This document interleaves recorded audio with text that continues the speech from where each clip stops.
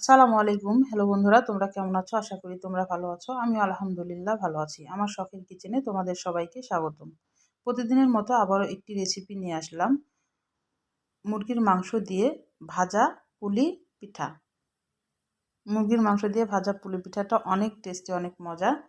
আমি আতপ চাউলের গুঁড়া দিয়ে করেছি। আমি কিভাবে করছি তোমরা দেখো, প্রথম থেকে শেষ পর্যন্ত দেখবা। একদম সহজভাবে দেখানোর চেষ্টা করেছি।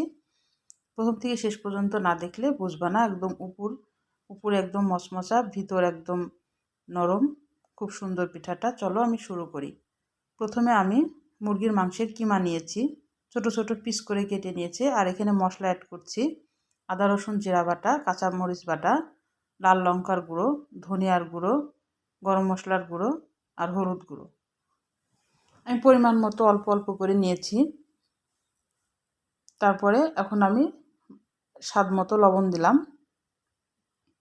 আমি মাংসটা একটু ম্যারিনেট করে 10 মিনিট মতো রাখবো।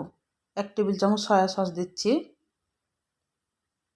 আমি পুরটা তৈরি করার জন্য আগে মাংসটা একটু মেখে নিচ্ছি। এবার হাত দিয়ে সুন্দর করে মাংসটা মেখে নিব। মাখানোর পর আমি 10 মিনিট রেস্টে রাখবো। আমি মাংসটা তোমাদের দেখাই দিচ্ছি কেমন পিস করেছি। একদম ছোট ছোট কিউব পিস করে নিয়েছি।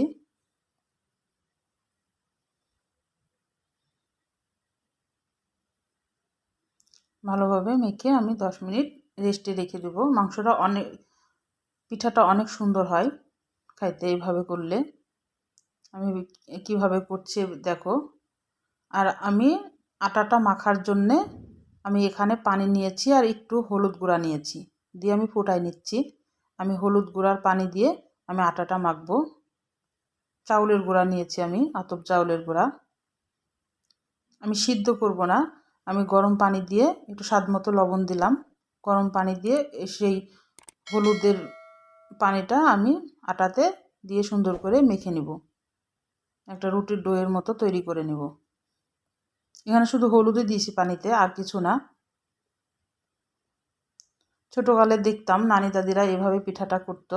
আমি সেই জন্যে তোমাদের কাছে একটু শেয়ার করার জন্য করছি যে হলুদের পানি দিয়ে এভাবে পিঠার আটাটা তৈরি করলে কালারটা অনেক সুন্দর আসে। আটাটা আমি এবার রেখে দিলাম, মাখা হয়ে গেছে 10 মিনিটের জন্য। এবার আমি পুরটা তৈরি করে নিব। যে মাংসটা আমি ম্যারিনেট করে থুয়েছিলাম ওই পুরটা একটু তৈরি করে নিব। আমি পেঁয়াজ দিয়ে দিলাম 1 কাপ মতন। পেঁয়াজটা একটু লাল হওয়া পর্যন্ত ভেজে নেব। পরে সরিষার তেল দিয়ে আমি পুরটা তৈরি করছি, তোমরা সাদা তেল দিয়েও করতে পারো। এবার ম্যারিনেট করা মাংসটা আমি দিয়ে দিচ্ছি, দিয়ে এবার ভালোভাবে নেড়ে নিব। জালটা মিডিয়ামে রেখে এটা একটু ভালোভাবে ভেজে নিব। আমি একটু ঢাকনা দিয়ে ঢেকে ভেজে নিব গায়ের পানিটা শুকানো পর্যন্ত।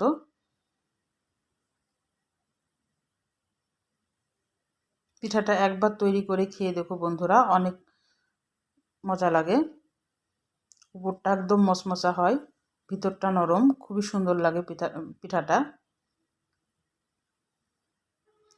আমি যে এইভাবে ঢাকনা দিয়ে ঢেকে এইভাবে একটু ভেজে নেব। আমি একটা লেবুর 4 ভাগের 1 ভাগের একটু রস দিচ্ছি। আর 1 টেবিল চামচ সয়া সস টমেটো সস দিলাম। সয়া সস তো আমি প্রথমেই দিয়েছিলাম, এখন টমেটো সসটা দিলাম। এবার একটু পানিটা দিব মাংসটা সিদ্ধ হওয়ার জন্য। খুব বেশি পানি দিবা না, অল্প একটু পানি। আমি কিভাবে দিয়েছি পানি দেখো। এবার ঢাকনা দিয়ে ঢেকে একদম পানিটা শুকিয়ে একদম শুকনা শুকনা করে ফেলাবো। এভাবে এমনিও তো মাংসটা যদি রান্না করে রুটি পরোটার সাথে অনেক মজা লাগে। এবার আমি আটার ডোটা নিলাম, একটা রুটির মতো বেলে নিব, রুটি যেভাবে বেলে।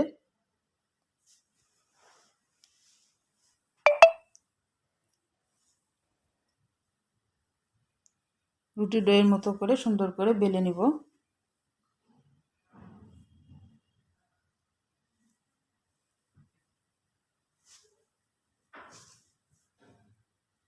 এই যে আমার রুটি ডোয়ের মতো বেলে নিলাম, খুব মোটাও না খুব পাতলাও না, একটা গ্লাস দিয়ে এভাবে কেটে নিব। তোমাদের কাছে যে যা থাকবে তোমরা তাই দিয়ে কেটে নিবা।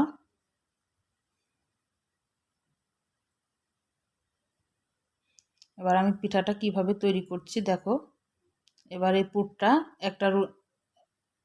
একটা রুটির পরে দিয়ে দিলাম। তারপর আরেকটা রুটি তার উপরে দিয়ে এবার সুন্দর করে চারিদিকে হাত দিয়ে চেপে চেপে এটা লাগাই দিতে হবে। এবার লাগানোর পর এইভাবে হাত দিয়ে একটু ঘুরে ঘুরে একটা ডিজাইন তৈরি করতে হবে। আমি কিভাবে করছি তোমরা হাতের দিকে লক্ষ্য করো, লক্ষ্য করে তোমরা তৈরি করবা, তাহলে বুঝতে পারবা কিভাবে করছি আমি। এটা তো আসলে বলে শেখানোর জিনিস না, দেখে শিখতে হবে এটা। যে এভাবে দুইটা রুটি এভাবে লাগাই দিতে হবে, তারপর ডিজাইনটা তৈরি করতে হবে। এভাবে মুড়িয়ে দিতে হবে, যেভাবে মোড়াই এমনিতে এভাবে একটু মুড়িয়ে দিতে হবে হাত দিয়ে এভাবে। এই যে আমার পিঠাগুলা, আমি এবার সব পিঠাগুলা ভেজে নিব। তোমাদের দুইটাই দেখালাম শুধু, আমি সবগুলা তৈরি করে এবার একে একে ভেজে নিচ্ছি। সবগুলা তো ওইভাবে দেখানো সম্ভব হয় না। এবার লাল করে ভেজে নিব, আর আঁচটা একদম মিডিয়ামে রাখতে হবে, মিডিয়াম থেকে পিঠাটা ভাজতে হবে। আর তেলটা হালকা গরমে ছাড়বা পিঠাটা, খুব একদম হাই মানে প্রচুর গরমে পিঠা ছাড়লে উপরটা হয়ে যাবে, ভিতরটা কাঁচা থাকবে। হালকা গরমে ছেড়ে তখন একদম মাঝারি আছে পিঠাটাকে ভেজে নিতে হবে।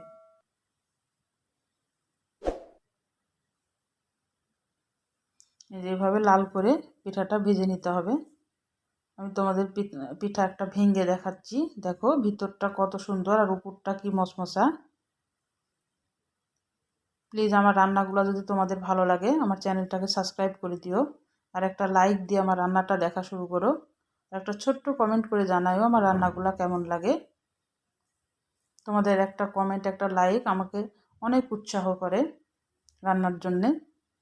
আজকের মতো বিদায় নিচ্ছি, আবার কোনো নতুন রেসিপির সাথে হাজির হব। তোমরা সুস্থ থাকবা, ভালো থাকবা। আল্লাহ হাফেজ।